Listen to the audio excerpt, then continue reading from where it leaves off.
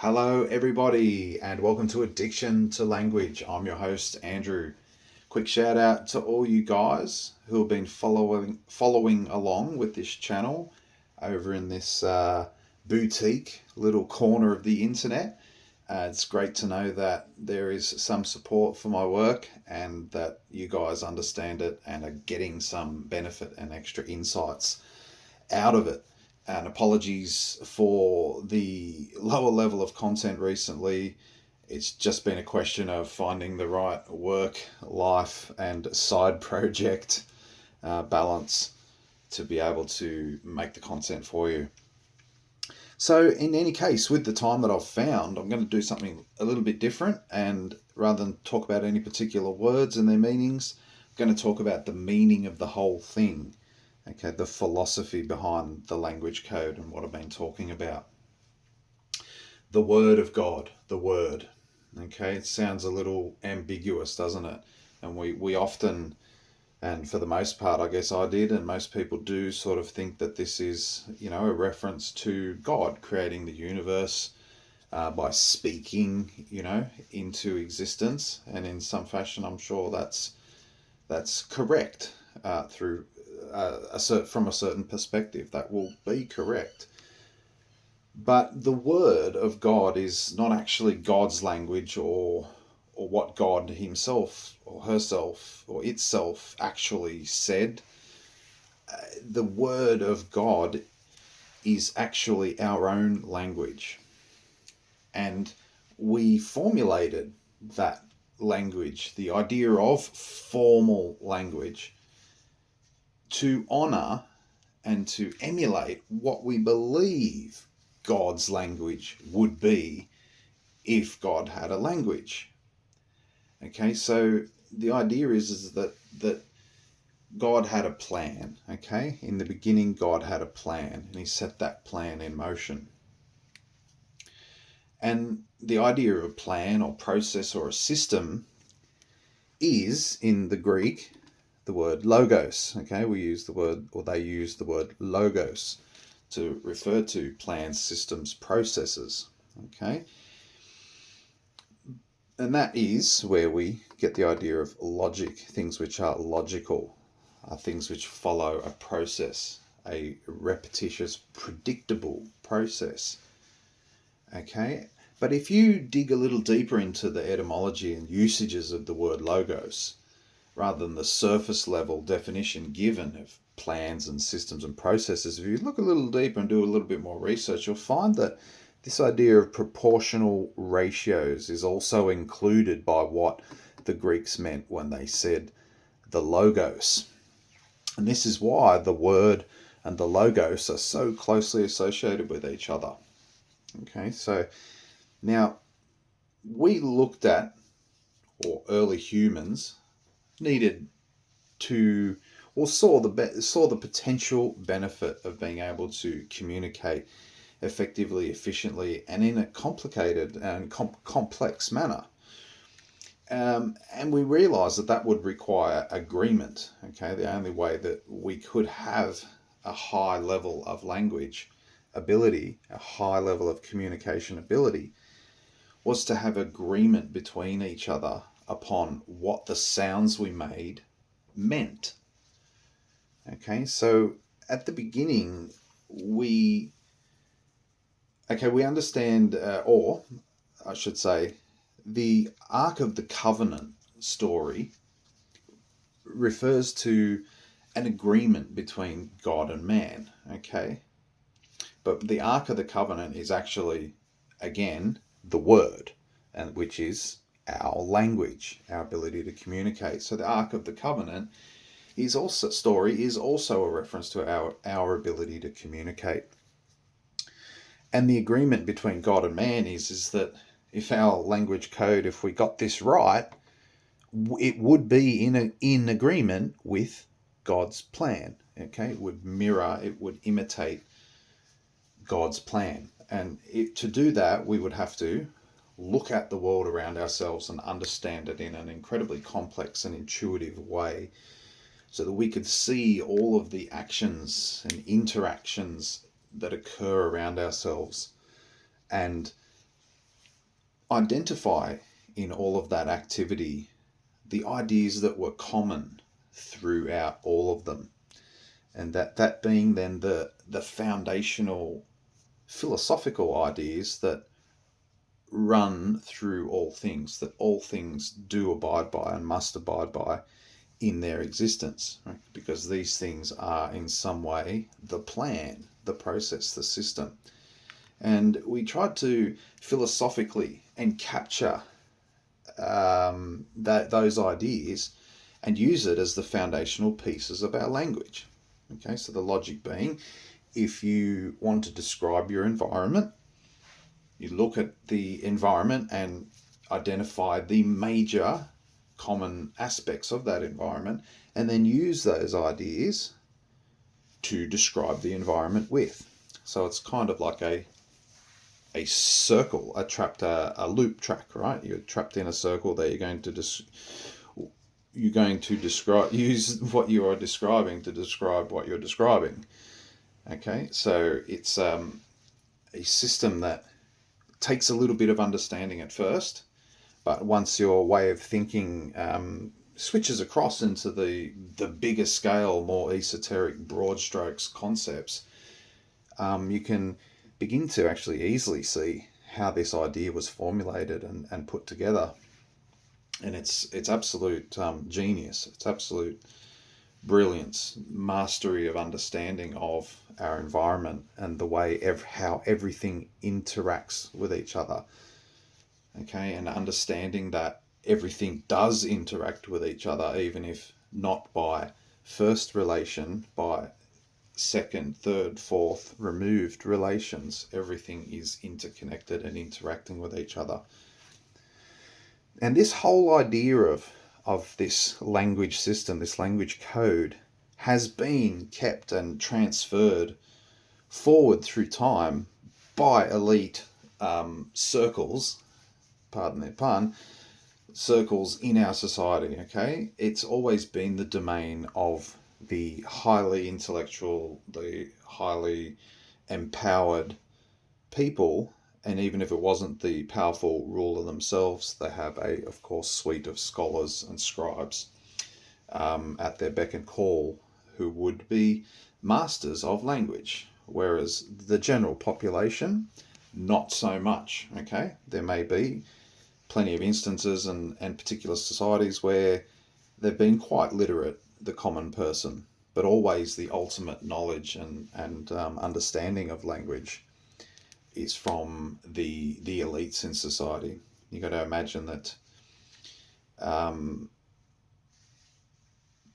people are allowed to learn enough about language to become useful, to become controllable, to become guidable. Okay, and what was the other point I was going to make there? And they, but holding the, but if you consider that the language that these common people are learning, well, where did that come from? That wasn't put together by the common people. If they're having to be taught it, they themselves did not create it. Okay, so this language was created by somebody, or many people involved in the creation of it, but not everybody. Just a small group of people have been involved in the codification, the codifying of languages, all languages on earth. Okay, so although we have a system where language is communally used to communicate between all people, the construction of that language has not had anything to do with any of the common people. That has been done at a very high elite level. Okay, this has been carried forward through all of the secret societies, through whatever naming or classification you want to give them: the Hermetics, the Kabbalists, the Rosicrucians, the alchemists. Okay, they're all really working on the same thing, because don't forget, each person, including myself, needs to study these ideas and need to get their head around the philosophical chemistry of understanding the interactions in proportional ratios between all things. Okay, and that's what the real idea of alchemy specifically was. It wasn't not about lead into gold, that in that physical sense. It was about understanding the world, the universe, and yourself, therefore, through this lens of philosophic chemistry. Okay, the broader scale concepts and ideas that we see repeating around ourselves. And so this relates to chemistry because we're talking about proportional ratios. Okay, the logos is talking about plans, systems, processes, but also those things are the result of proportional ratios. You think of a water molecule, okay, H2 and O, and we have a proportional ratio there of 2 hydrogens to 1 oxygen atom. And that is the perfect demonstration of exactly what we're talking about here, is that the whole universe seems to operate on this principle of energies in proportional ratios. Now, this pursuit of trying to understand this system of philosophic chemistry resulted in the creation of an alphabet, okay, for the formal language system to be written and then read. An alphabet had to be created, which is, of course, a system of symbols which relate to a sound and a meaning. Okay, so you have that triune of sign, sound, and meaning. And they're all interconnected as one and represented by a letter.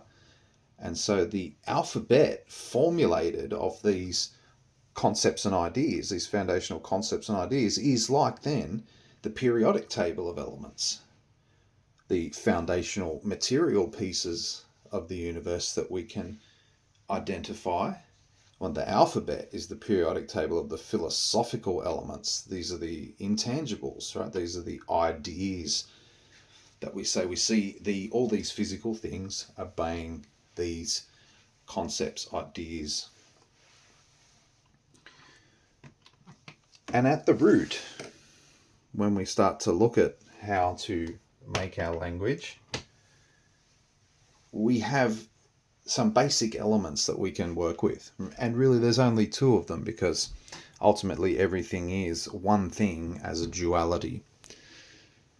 And this relates to the modern quantum science. So we have here the straight line and the circle. You'll be forgiven for thinking it's a 1 and a 0.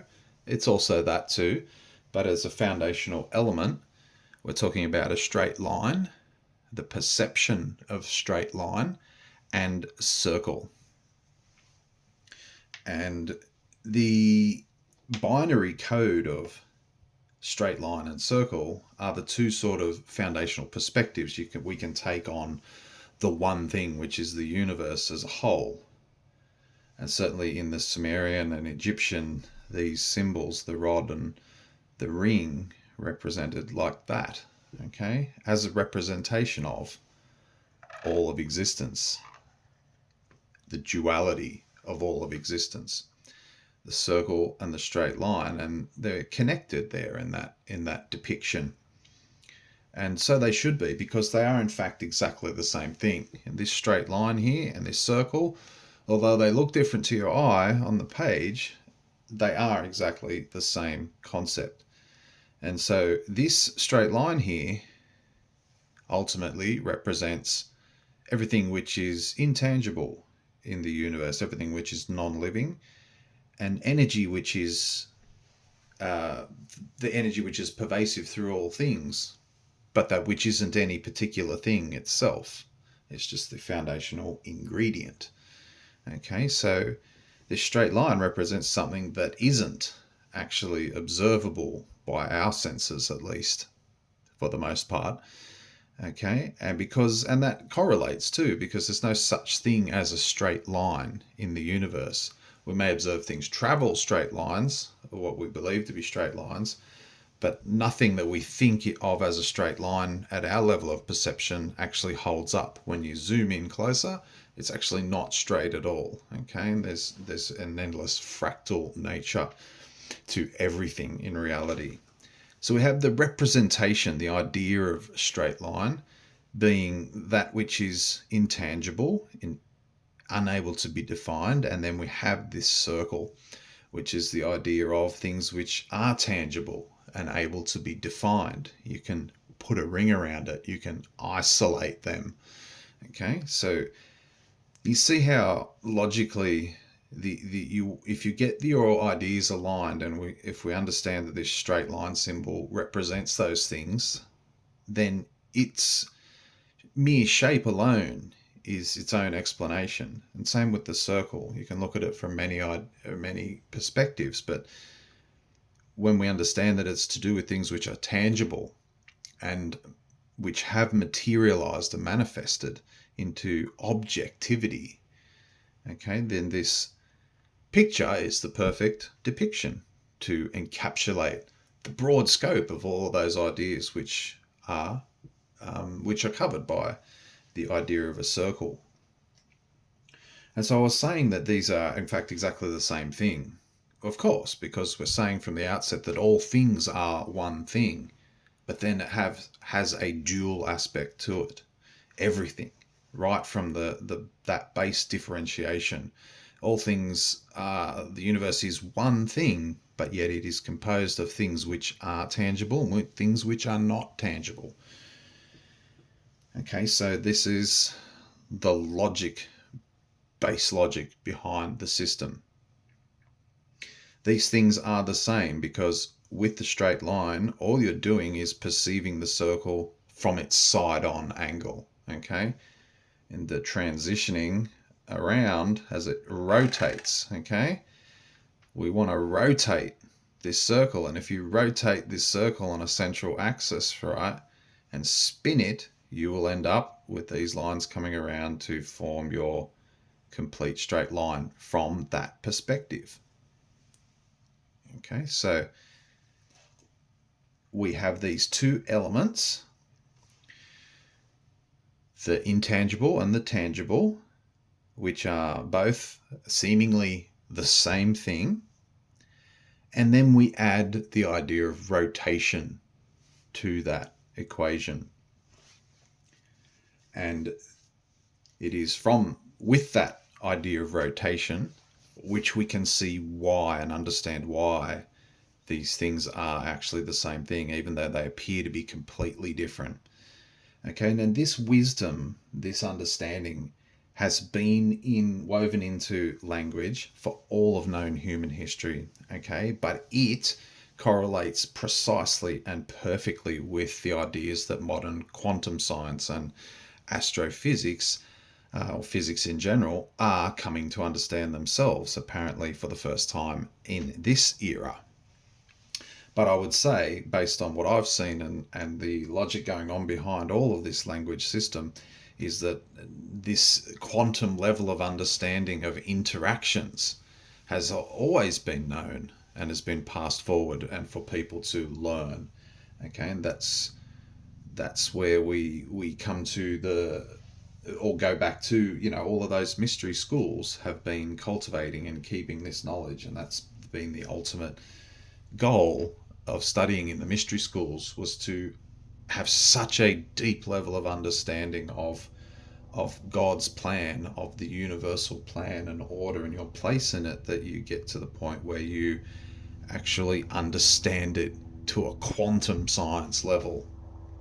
Okay, that's that philosophic chemistry, and the philosophic chemistry matches perfectly to the actual physical chemistry, because at the top, the universe and its subsequent parts, the one thing, and then it's made up of these two aspects.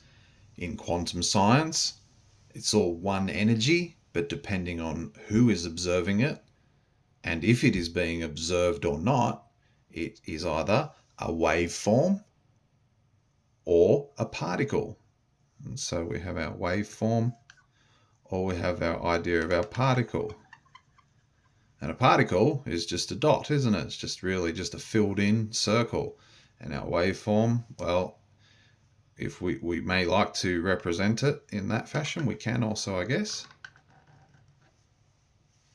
But this is our waveforms, okay? And in that fashion, the waveform symbol in that fashion relates to this observation of the universe of things which are not living, which are not tangible. Okay, and we go through, this is also our sine waves for regarding sound. And that, of course, is extremely relevant when we're talking about language and communication. It's all based on sound.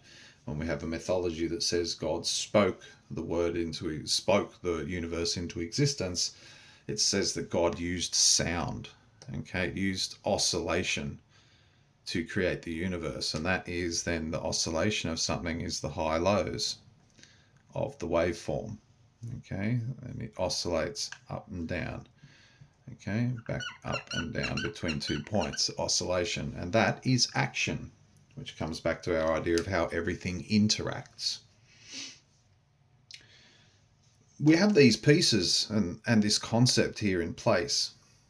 Now, the circle is like a complete symbol. It's a full representation of an energy cycle, a cycle of energy where two atoms essentially came together to create something tangible.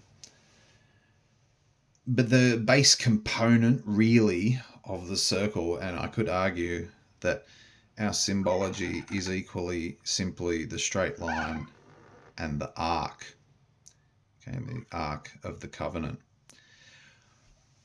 The logic here is that the arc is the detached simple element of the circle.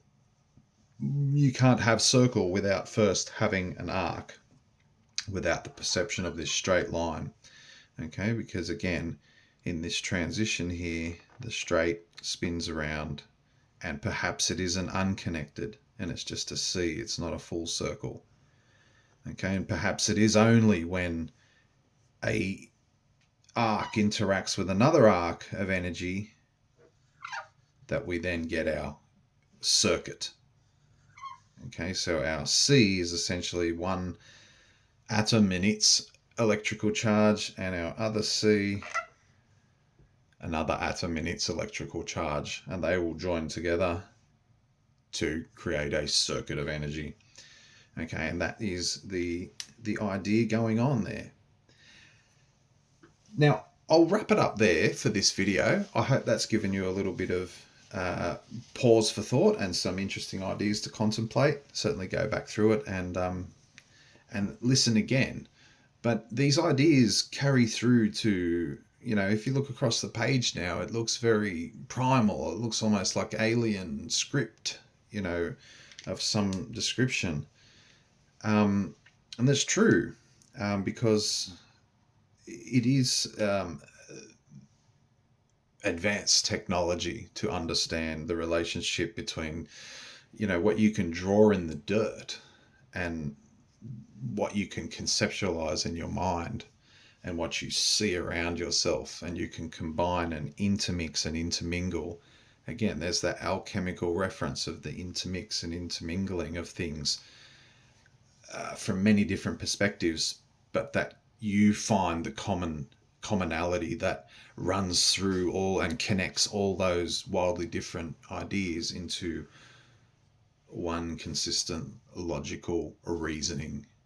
Okay, and so, you know, again, you can look at this process of the rotation of from the straight line through to the arc, through to the C, fully charged, and right then as it creates into the full moon, right? And it's very lunar in its cycle of the way we see the moon phases, okay? And when you know you're on the right track, when you can get all of your different perspectives like the lunar cycle to marry through to your, you know, quantum science ideas, okay, and your electromagnetic engineering ideas. And then that connects through to symbologies and and teachings of ancient times, okay, that supposedly weren't as high tech as us, but that actually understood the world at the philosophical level just as well as we do at the technological level, at the material level in our modern era. All right, guys, there you go. Something different for you. I will probably continue on and make a part 2 to this video and spend some time explaining some of the language code concepts, some of the letters and their symbols, and the way their meaning is encapsulated by their diagram, by their pictographic representation. Okay, and so how this whole system flows seamlessly through to a complete representation of the universe, and how everything interacts in proportional ratios. The logos, the word. Until next time.